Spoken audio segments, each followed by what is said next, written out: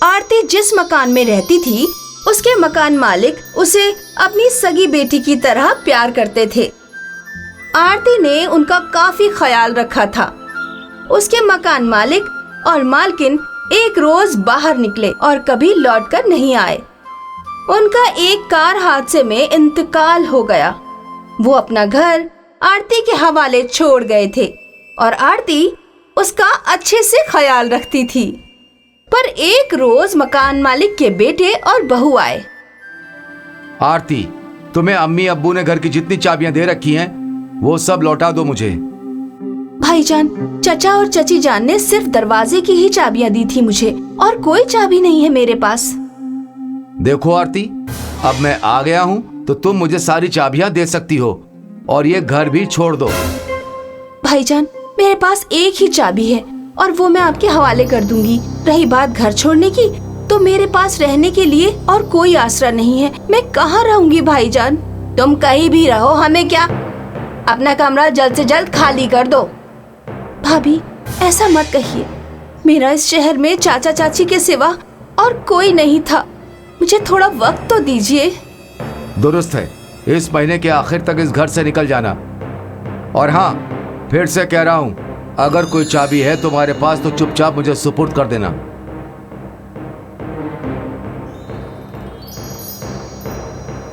भैया किस चाबी की बात कर रहे हैं? कहीं तहखाने की चाबी तो नहीं चाहिए उन्हें? पर तहखाने का दरवाजा तो खुला रहता है हमेशा।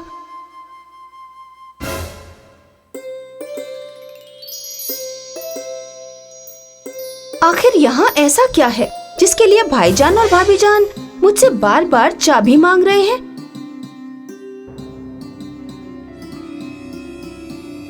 अरे, इस कमरे के अंदर नल क्यों खुला रह गया है? चचा जान चची जान भी क्या क्या अजीबोगरीब चीजें करते हैं। इतना गंदा पड़ा है ये नल भी।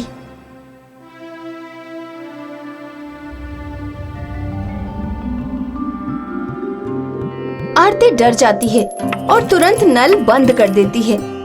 उसे लगता है कि ये शायद नकली सोना होगा। जरूर ये चाचा चाची जान की कोई शरारत रही होगी। दिखने में, छूने में और वजन से तो ये असली सोना लग रहा है। आरती ऊपर जाकर भाभी को बताने ही वाली होती है कि भाभी ऊपर से उसका नाम लेकर आवाज लगाती हैं। आरती, अरे आरती किधर मर गई? हाँ भाभी जान, आई। अरे मैं आपके पास ही आ रही थी। मुझे आपको कुछ बताना है। मेरे पास तेरे से गप्पे लड़ाने का वक्त नहीं है। जरा बाजार से सब्जी ले आ। भाभी जान, सुन तो लीजिए मेरी बात। तुमको यहाँ काम करने के लिए बुलाया है मैंने, बातें करने नहीं। अरे नहीं भाभी जान, ऐसा नहीं है। ठीक है, मैं बाजार से आकर बात करती हूँ आपसे। आरती ने अपने हाथों में 4 सोने के सिक्के ले लिए थे। बाजार जाते वक्त उसने पास वाले सुनार से सिक्के की जांच करवाई। सुनार ने उसे बताया कि ये सोने के सिक्के तो बिल्कुल असली और उम्दा किस्म के हैं। सुनार उसे शक की नजरों से देखते हुए पूछता है कि ऐसे सिक्के मिले कहां से? आरती ने कुछ जवाब नहीं दिया और वहां से चली गई। दूसरे रोज भाभी ने आरती से पूरे घर की सफाई में ही लगा दिया। जब भी आरती उनके पास बात करने जाती तो वो कोई नया काम थमा देती, और अगर आरती फिर भी बात करने की कोशिश करती तो भाभी उस पर चिल्लाकर उसे कामचोर कहती। आरती ने भी भाभी से तंग आकर सोचा कि वो अब सीधे भाईजान से ही बात करेगी। आरती ने सोचा कि वो एक बार नल को फिर से चेक कर लेगी कि कहीं वो एक ही दिन का चमत्कार तो नहीं था।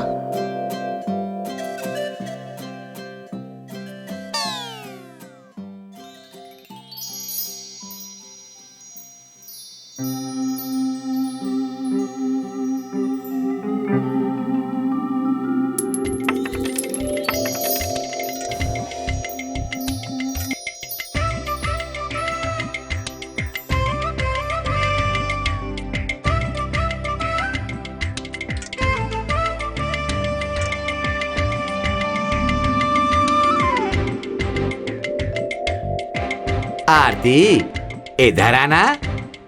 जी चाचा जान।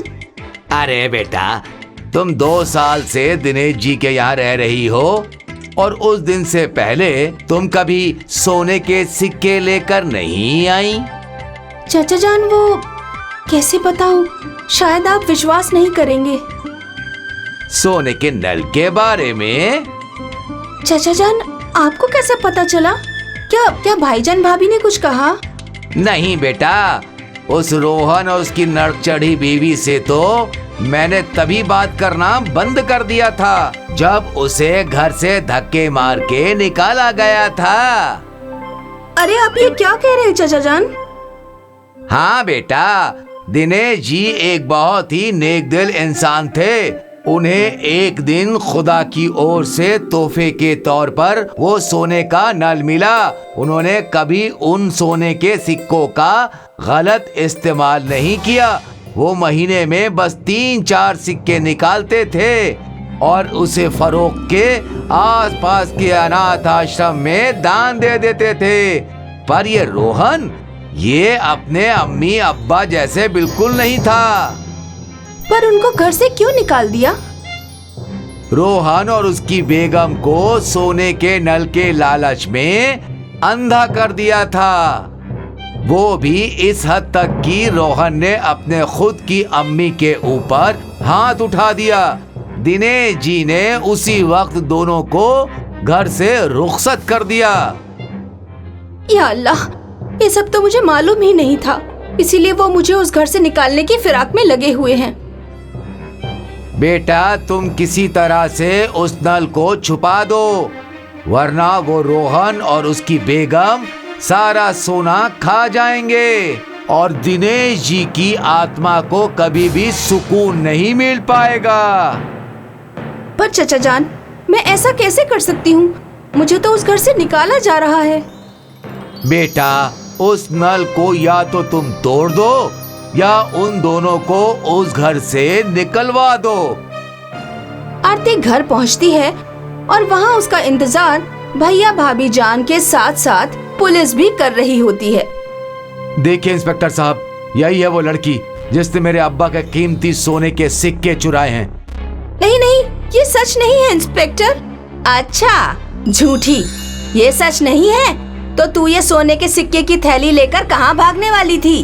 देखिए सर, इसने सारे कपड़े भी पैक करके रखे हैं भागने के लिए। नहीं सर, ये बिल्कुल सच नहीं है, बल्कि मुझे ये लोग घर से निकाल रहे थे। इंस्पेक्टर ने आरती को पकड़ लिया और जेल ले जाने लगा। तभी सुनार और आसपास के लोग आरती की मदद करने आए और सबने रोहन और मीता की सच्चाई इंस्पेक्टर को बता दी और इंस्पेक्टर को मजबूर कर दिया कि रोहन और मीता को पकड़कर जेल ले जाने के लिए। रोहन और मीता को जेल हो गई और आरती ने दिनेश शर्मा के नाम से उस घर में एक अनाथ आश्रम खोल लिया और उन सिक्कों से गरीबों की मदद करने लगी। यह किस्सा उस वक्त का है जब पृथ्वी पर बादशाहों का राज हुआ करता था। श्रीलंका में एक गरीब किसान के घर में एक खातून का जन्म हुआ जिसके पैर सोने के थे। हमारी बेटी के पैर सोने के हैं, इसी वजह से हम इसे परसोना कह के बुलाएंगे। परसोना जब बड़ी हुई और चलने फिरने लगी, तब उसके अब्बू को ये एहसास हुआ कि परसोना धातु मतलब मेटल की बनी हुई किसी भी चीज को अपने कदमों से छूती है तो फिर वो सोने की चीज बन जाती है। अगर लोगों को हमारी बेटी की सच्चाई का पता चल जाएगा तो लोग हमारे फायदे के लिए हमारी बेटी को अगवा कर सकते हैं। किसान ने अपने आका से जादुई जुराब लेके हमेशा के लिए अपने खातून के पैरों में पहना दिए। इस तरह परसोना के जादुई पैरों का राज कई अरसे तक गांव वालों से छुपा रहा। बड़ी होने के बाद परसोना खेत में अपने अब्बू की मदद करने लगी।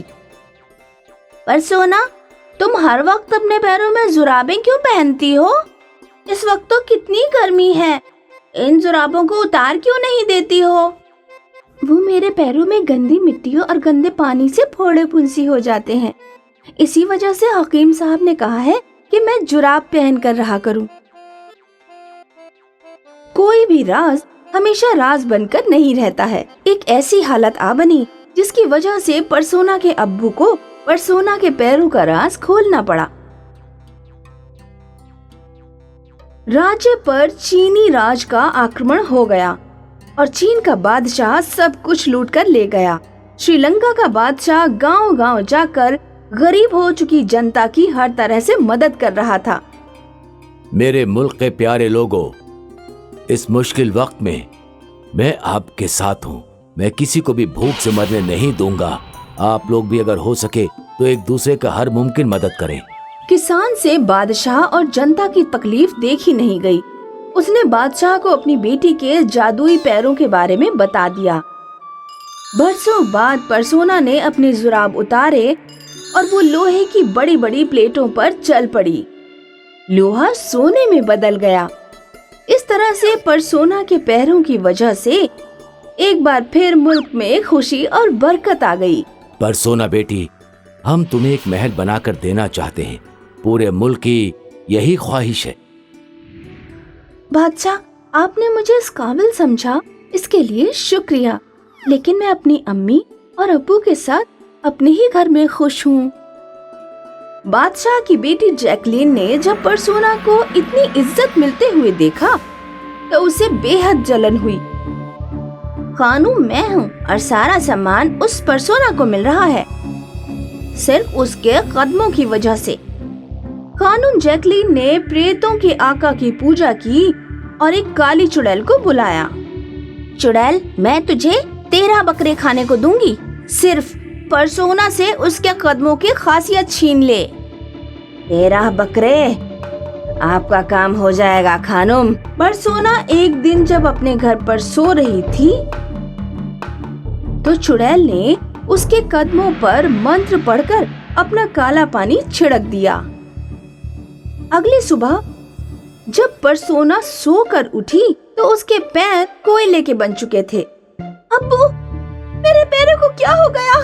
ये बिल्कुल काले पड़ गए हैं। परसोना ने अपने कदमों से जिस भी चीज को छुआ वो कोयले की बन गई। परसोना के अब्बू परसोना को लेकर अपने आका के पास गए, जिन्होंने कई अरसे पहले परसोना के खातिर जादुई जुराबें दी थीं। ये किसी चुड़ैल के जादू की वजह से हुआ है।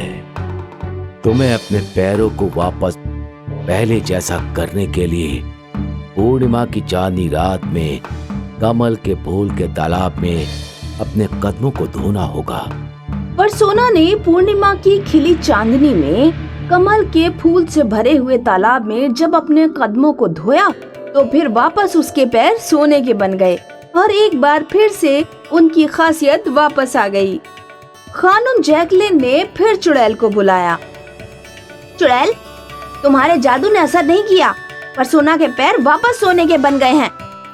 परेशान ना हो खानूम साहिबा, इस बार मैं परसोना के पास कोई उपाय नहीं छोड़ूंगी। एक रात जब परसोना सो रही थी तो चुड़ैल ने फिर उसके पैरों को कोयला बना दिया और उसी रात मुल्क के सारे तालाबों पर अपना पानी छिड़क कर सभी कमल के फूलों को बर्बाद कर दिया। अब देखती हूँ कि परसोना क्या करेगी। अगली सुबह जब परसोना सोकर उठी तो उसने देखा कि उसके पैर वापस कोयले के बन गए हैं। अरे ये क्या, मेरे पैर तो वापस कोयले के बन गए हैं। परसोना पूर्णिमा की रात में मुल्क के सभी तालाबों पर गई, लेकिन किसी भी तालाब में कमल के फूल नहीं थे। लगता है मुझे इन कोयले वाले पैरों से ही काम चलाना होगा। बादशाह का बेटा मेंडिस पिछले कुछ दिनों से परसोना पर नजर रखे हुए था। वो परसोना से मोहब्बत करता था। अगली सुबह मेंडिस एक कमल के फूल को लेकर परसोना के पास पहुंच गया। परसोना, मैं पिछले कई दिनों से तुम्हें ये बताना चाहता हूँ कि मैं तुमसे बहुत मोहब्बत करता हूँ। ये कमल का फूल तुम्हें कहाँ से मिला? ये तो मैंने 3 रोज पहले एक तालाब से तोड़ा था। इसे मैंने एक बाल्टी में पानी भरकर रखा हुआ था, इसी वजह से ये अभी तक ताजा है। इसे ले लो, वरना ये मुरझा जाएगा। परसोना ने उस फूल को अगली पूर्णिमा तक पानी में रखकर मुरझाने नहीं दिया। पूर्णिमा आने पर चांदनी रात में परसोना उसी बाल्टी में अपने पैरों को डालकर खड़ी हो गई जिसमें कमल का फूल था। उसके पैर वापस सोने के हो गए और उसकी खासियत वापस लौट आई। एक बार फिर परसोना की किस्मत साथ दे गई, लेकिन मैं भी हार नहीं मानूंगी। चुड़ैल तीसरी बार परसोना के पैरों पर अपना जादू करने के लिए आ गई, लेकिन इस बार आका वहाँ मौजूद थे। उन्होंने अपनी केतली से पानी निकालकर चुड़ैल के ऊपर छिड़क दिया और चुड़ैल हमेशा के लिए जलकर राख हो गई।